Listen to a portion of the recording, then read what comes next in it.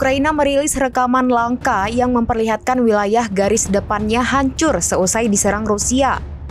Adapun Moskow meningkatkan serangan di dekat Torets sejak Rabu 10 Juli. Padahal wilayah di Ukraina Timur ini relatif tenang dalam beberapa bulan terakhir. Dikutip dari Kompas.com, pasukan Ukraina mengalami kekurangan personel dan senjata penting.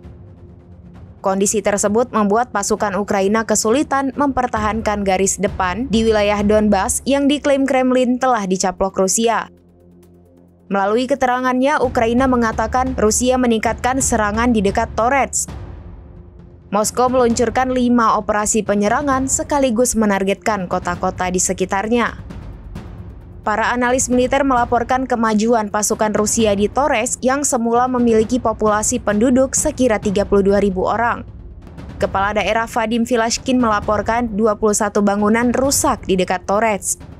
Kerusakan tersebut dilaporkan hampir 2 kali lipat dari serangan sebelumnya.